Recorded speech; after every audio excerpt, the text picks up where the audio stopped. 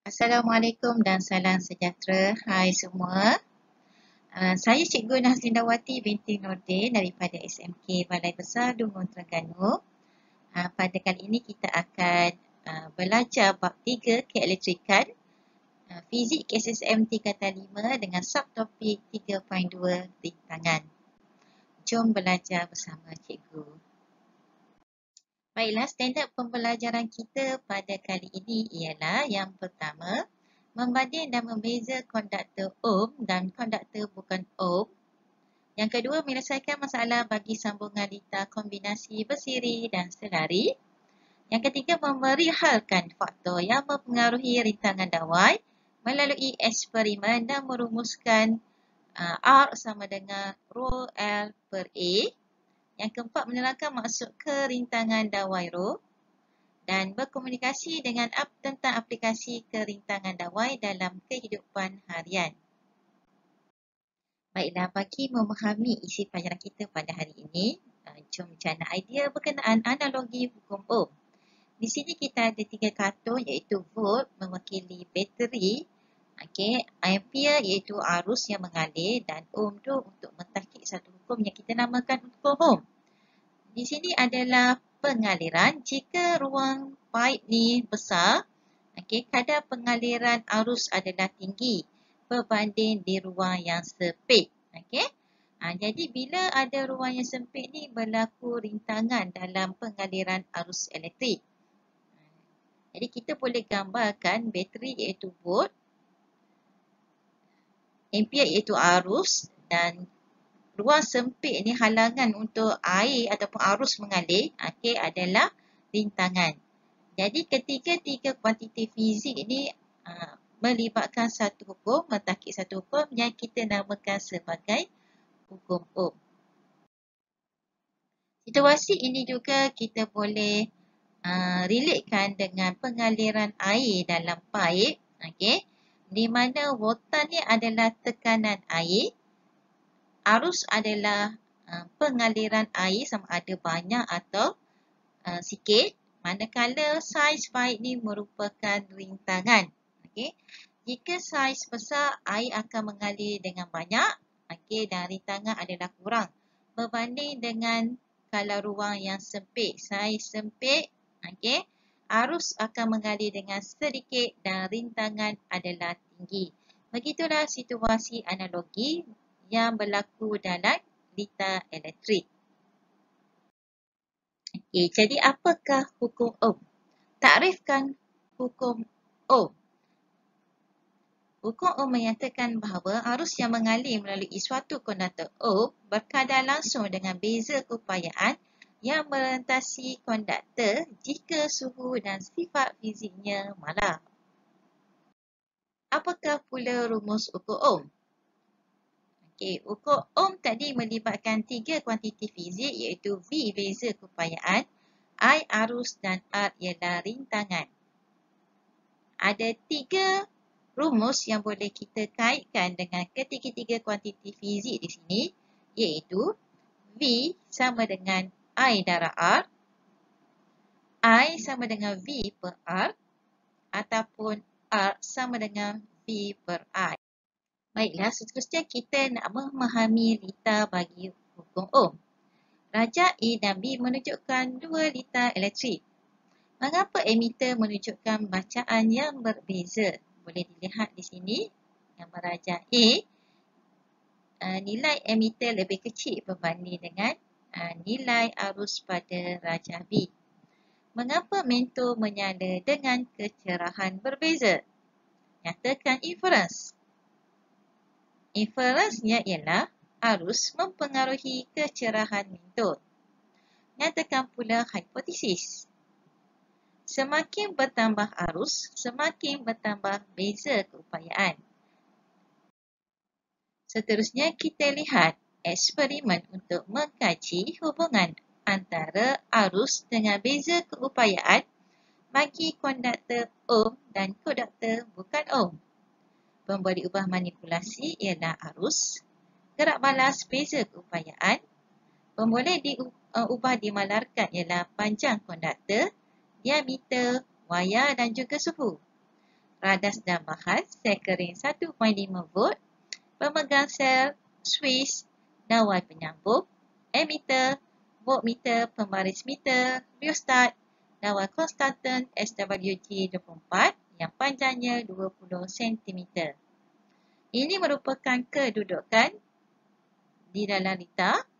Ini merupakan gambar rajah lita bagi susunan alat radas. Yang pertama kita lihat konduktor ohm menggunakan dawai konstanten. Yang pertama hidupkan Swiss dan laraskan rheostat sehingga bacaan emitter menunjukkan arus I 0.1 ampere. Rekod bacaan emitter dan voltmeter. Kira nisbah V per I. Ulangi eksperimen bagi nilai I 0.2 ampere, 0.3 ampere, 0.4 ampere dan 0.5 ampere. Ini merupakan data bagi bacaan voltan dan juga nisbah V per I bagi konduktor ohm. Seterusnya ini adalah bacaan bagi konduktor bukan ohm. Kita gunakan mentol berfilamen. Gantikan sambungan tadi dengan dawai konstanten dengan mentol berfilamen. Hidupkan Swiss dan laraskan rheostat sehingga bacaan emitter I sama dengan 0.2 ampere. Rekodkan bacaan emitter dan voltmeter. Jadi kita dapat bacaan voltmeter seperti jadual ini dan juga nisbah V per I. Daripada data tersebut kita plotkan graf V melawan I bagi konduktor ohm dan konduktor bukan ohm.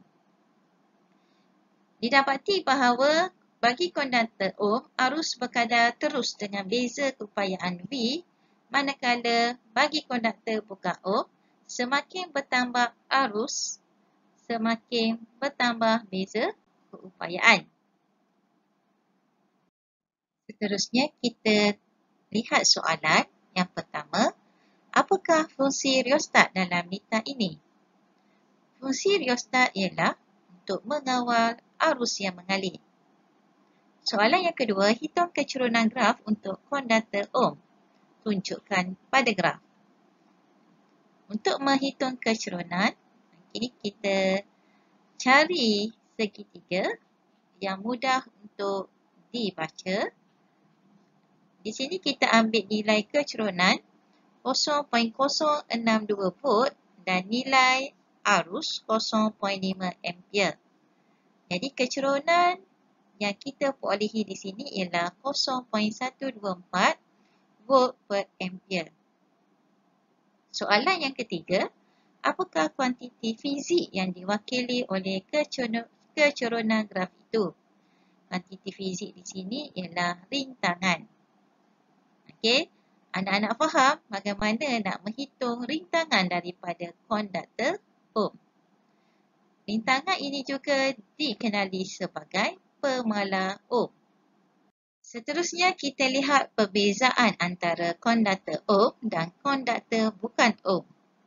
Konduktor yang mematuhi ukur ohm, bentuk grafnya ialah graf garis lurus yang melalui asalan, di mana arus berkadar terus dengan beza keupayaan dan kecerunan grafnya adalah mala dan dikenali sebagai rintangan dawai mala. Manakala konduktor bukan ohm, konduktor yang tidak mematuhi hukum ohm, di mana bentuk grafnya adalah melengkung. Bila arus I bertambah, beza keupayaan juga bertambah. Kecerunan graf meningkat, jadi rintangan mentol juga akan meningkat. Baiklah anak-anak, apakah sebenarnya rintangan? Rintangan ialah penentangan terhadap pengaliran arus elektrik dalam lita lengkap oleh komponen perintang. Rumus rintangan R ialah R sama dengan beza keupayaan V per arus I, di mana R sama dengan V per I. V ialah voltan per ampere, juga dikenali dengan unit ohm. Ini merupakan simbol bagi hukum ohm. Cas melawan rintangan yang mengalir dalam suatu konduktor ohm. Seterusnya kita lihat lita bersiri dan lita selari. Warna merah ini mewakili lita selari, manakala warna ungu mewakili pengaliran arus elektrik bagi lita sesiri apabila suis dihidupkan. Bagi lita sesiri, apabila suis dihidupkan, dua-dua mentor yang selari ini akan menyala. Manakala bagi arus yang mengalir dalam lita selari, salah satu suis apabila terbuka akan membenarkan nyalaan mentor. Okey, anak-anak boleh beza pengaliran arus elektrik bagi lita sesiri dan juga lita selari. Ini adalah pengaliran VIR dalam lita bersiri dan lita selari. Bagi lita bersiri, arus yang mengalir dalam keseluruhan lita adalah sama dengan arus yang mengalir dalam perintangan pertama, kedua dan ketiga, di mana I sama dengan I1, I2 dan I3. Bagi lita selari pula, arus yang mengalir dalam keseluruhan lita adalah sama dengan hasil tambah I1, I2 dan juga I3. Kuantiti fizik yang kedua ialah beza keupayaan. Bagi lita bersiri, V keseluruhan yang mengalir dalam lita adalah sama dengan hasil tambah V1, V2 dan V3. Tetapi bagi lita selari, V yang mengalir adalah sama. Rintangan berkesan bagi lita sesiri boleh dihitung dengan menggunakan rumus R sama dengan R1 tambah R2 tambah R3. Bagi lita selari, rintangan berkesan boleh dihitung dengan rumus 1 per R sama dengan 1 per R1 tambah 1 per R2 tambah 1 per R. Seterusnya kita lihat soalan A. Untuk menghitung rintangan berkesan bagi lita sesiri dan B. Hitung rintangan berkesan bagi lita selari. Konsep bagi lita sesiri nilai R ialah hasil tambah R1 tambah R2 tambah R3 iaitu 20 tambah 10 tambah 5 bersamaan dengan 35 ohm. Manakala bagi lita selari, 1 per R sama dengan 1 per R1 tambah 1 per R2 tambah 1 per R3 iaitu 1 per 2 tambah 1 per 5 tambah 1 per 10 bersamaan dengan 8 per 10. Jadi nilai R ialah 10 per 8 bersamaan dengan 1.25 ohm. Soalan C dan D adalah gabungan lita bagi lita sesiri dan lita selari. Bagaimana kita nak menghitung rintangan berkesan bagi lita ini? Bagi soalan C, kita selesaikan dulu nilai rintangan berkesan bagi lita selari. Di mana 1 per 8 tambah 1 per 8 iaitu 2 per 8. Jadi nilai R bersamaan dengan 4 ohm. Bagi lita sesiri, 10 tambah 20 tambah 4 bersamaan dengan 34 ohm. Bagi soalan D, hitungkan dulu lita sesiri 8 campur 8, 16 dan 4 tambah 4, 8. 1 per R bersamaan 1 per 16 tambah 1 per 8 tambah 1 per 8 bersamaan 5 per 16. Nilai R ialah 16 per 5 bersamaan dengan 3.2 ohm. Kita lihat soalan seterusnya. 3 perintan R1, R2 dan R3 disambung secara sesiri ke bateri 6 volt. Hitung rintangan berkesan R bagi lita itu. Di mana R1 tambah R2 tambah R3 bagi lita sesiri bersamaan dengan 12 ohm. B. Arus I dalam lita. I sama dengan V per R di mana 6 per 12 bersamaan dengan 0.5 ampere. C. Hitung beza keupayaan merentasi perintang V1, V2 dan V3. Bagi perintang V1, 0.5/2 di mana V sama dengan IR bersamaan 1 volt. V2 0.5/4 bersamaan 2 volt dan V 0.5/6 bersamaan dengan 3 volt. Seterusnya kita lihat faktor-faktor yang mempengaruhi rintangan. Rintangan suatu konduktor ialah ukuran kebolehan konduktor untuk menentang arus yang mengalir melaluinya. Pada formula V sama dengan IR, arus air berkadar secara songsan dengan rintangan R. Apabila nilai rintangan R besar, maka arus yang melalui konduktor akan berkurang. Apakah faktor-faktor yang mempengaruhi rintangan konduktor? Yang pertama ialah panjang, yang kedua luas kerak rentas atau diameter wayar, yang ketiga bahan wayar dan yang keempat suhu. Kita tengok faktor yang pertama iaitu panjang konduktor. Panjang konduktor berkadar terus dengan rintangan. Faktor kedua ialah luas keraktan rentas. Ini menunjukkan luas keraktan rentas yang berbeza.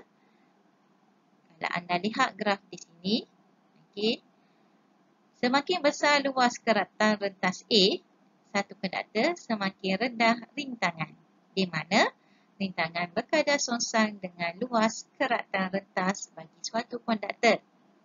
Ini menunjukkan bilangan SWG dan juga diameter bagi konduktor tersebut. Jika nilai SWG semakin bertambah, semakin rendah nilai diameter bagi sesuatu konduktor. Faktor yang ketiga ialah jenis bahan konduktor. Kita ada cuprum, konstantan dan juga eureka, di mana nikrom merupakan rintangan yang paling tinggi berbanding daun konstantan, cuprum dan juga perak. Bagi graf ini, wayar perak mempunyai rintangan yang paling rendah. Yang keempat ialah suhu. Semakin bertambah suhu satu konduktor, semakin tinggi rintangan, di mana rintangan berkadar terus dengan suhu konduktor. Seterusnya kita lihat apakah kerintangan dawai, Rho. Yang pertama, kerintangan dawai Rho ialah suatu ukuran bagi keupayaan konduktor untuk menentang pengaliran arus elektrik. Yang kedua, unit bagi rintangan ialah ohmmeter. Nilai kerintangan bergantung pada sifat semula jadi bahan dan suhu bahan tersebut. Rumusnya ialah Rho sama dengan RA per I, di mana Rho ialah kerintangan dawai, L sama dengan panjang dawai, A luas keraktan rentas dawai dan R rintangan dawai. Unit bagi kerintangan Rho ialah ohmmeter. Jadual menunjukkan kerintangan elektrik beberapa contoh bahan pada suhu 20 darjah Celsius. Bandingkan rintangan bagi kelima-lima jenis bahan tersebut. Bahan-bahannya ialah tungsten, konstantan, cuprum, besi dan juga nikrom. Anak-anak boleh lihat di mana rintangan dawai yang paling tinggi di sini ialah nikrom dan juga tungsten.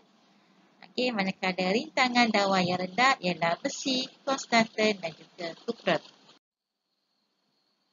Tujuan: mengkaji dan menguraikan aplikasi kerintangan dawai dalam kehidupan harian. Di sini kita ada elemen pemanas. Nyatakan penukaran haba dalam elemen pemanas. Tenaga elektrik ke tenaga haba, di mana nikrom selalu digunakan kerana mempunyai kerintangan dawai yang tinggi. B. Senaraikan alatan elektrik yang menggunakan elemen pemanas. Kita ada serika, cerek elektrik, oven, periuk nasi elektrik. Apakah pula ciri elemen pemanas? Dua ciri yang kita biasa dengar ialah kerintangan tinggi untuk menghasilkan banyak haba dan tangkap lebur tinggi supaya tidak cair pada suhu yang tinggi. Nyatakan sifat nikrom. Yang pertama, dawai nikrom adalah sejenis alloy iaitu campuran logam nikel dan juga kromium. Kerintangan tinggi iaitu 100 darab 10 kuasa negatif 8 ohmmeter pada suhu 200 darjah Celsius. dan mempunyai takat lebur yang tinggi iaitu 14,000 darjah Celsius. Dan sifat ketiga nikrom ialah tidak terhakis pada suhu tinggi dan tidak mengembang dengan banyak apabila dipanaskan. Seterusnya kita lihat pendawaian elektrik di rumah. Wayar penyambung terdiri daripada dawai-dawai logam yang halus. Bahan yang digunakan adalah kuprum kerana kerintangan yang rendah untuk mengelakkan dawai menjadi panas apabila arus mengalir melaluinya. Fuse, di manakah fuse didapati? Fuse boleh didapati pada papan switch utama dan juga plug. Apakah fungsi fuse? Mengawal arus elektrik yang berlebihan mengalir bagi mengelakkan kerosakan barangan elektrik dan berlakunya kebakaran. Apakah ciri-ciri bahan untuk fuse? Dawai sangat halus dengan kerintangan dawai yang rendah, takat lebur rendah, supaya akan melebur apabila arus yang berlebihan mengalir melaluinya. Seterusnya kita tengok nilai kerintangan bagi konduktor, bukan konduktor, semikonduktor dan superkonduktor.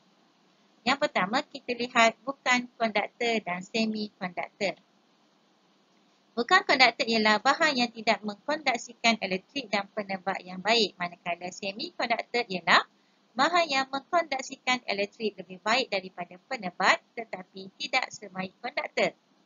Di mana bukan konduktor nilai kerintangan dia adalah paling tinggi, semikonduktor nilai kerintangan antara konduktor dan antara bukan konduktor dan konduktor. Contoh bukan konduktor ialah plastik dan kayu, manakala contoh bahan semikonduktor ialah silikon dan germanium. Seterusnya kita tengok konduktor dan superkonduktor. Apakah konduktor? Konduktor ialah bahan yang dapat mengkonduksikan elektrik, manakala superkonduktor ialah bahan yang mengkonduksikan elektrik tanpa mengalami sebarang rintangan. Nilai kerintangan konduktor adalah rendah, manakala superkonduktor boleh mencapai 0 ohm pada suhu genting. Contoh bahan konduktor ialah besi dan karbon, manakala contoh bahan superkonduktor ialah cesium apabila berada pada atau di bawah suhu 1.5 Kelvin. Apakah bahan superkonduktor? Konduktor di mana rintangannya berkurang secara tiba-tiba ke sifar apabila suhunya turun ke suhu kritikal dinamakan superkonduktor. Superkonduktor boleh mengkonduksikan arus tanpa melibatkan kehilangan tenaga. Apabila superkonduktor itu diletakkan berhampiran dengan medan magnet, berlaku kesan superkonduktiviti di mana arus aruhan dialihkan secara berterusan dan menyebabkan superkonduktor akan terapun di atas kepingan magnet. Apakah kelebihan bahan superkonduktor ini dalam kehidupan? Okey, yang pertama boleh mengekalkan arus yang besar, boleh mengekalkan arus yang besar. Yang kedua, kehilangan kuasa yang sangat kecil sewaktu penghantaran elektrik melalui kabel penghantaran. Yang ketiga, tiada tenaga yang hilang, dan yang keempat, motor atau jana kuasa kecil boleh digunakan. Kita lihat dua penyelesaian masalah. Yang pertama, hitung jumlah rintangan bagi segulung wayar kupron dengan panjang 10 meter dan luas keratan rentah 2 mm persegi.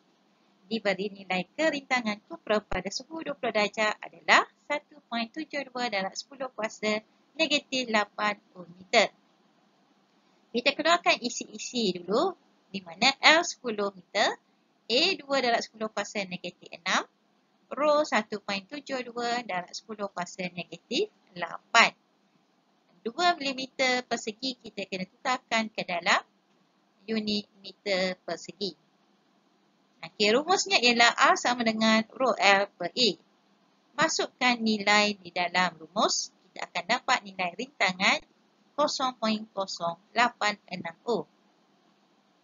Kita tengok soalan yang kedua. Bagi tujuan penawaian di rumahnya, Ahmad membeli segulung wayar aluminium tulen berjejari 0.5 mm, di mana R ini kita perlu tukarkan kepada meter bersamaan 0.05 meter. dan panjangnya 500 meter. L bersamaan 500 diberi nilai kerintangan aluminium pada suhu 20 darjah adalah 2.8 darab 10 kuasa negatif 80 meter. Berapakah nilai rintangan wayar aluminium tersebut? Kita keluarkan isi L sama dengan 500 meter, rho 2.8 darab 10 kuasa negatif 8 rho meter. Jejari arc 0.005 meter, di mana rumus luas keraktan rentas A sama dengan pi arc kuasa 2, di mana pi darab 0.05 kuasa 2. Masukkan nilai dalam rumus arc sama dengan rho L per A. Okey. 2.8 darab 10 kuasa negatif 8 darab 500 per pi darab 0.05 kuasa 2. Arc ialah 0.1760 ohm. Okey, boleh ya anak-anak? Sekian saja perkongsian cikgu untuk tajuk 3.2 rintangan. Semoga berjumpa lagi. Bye.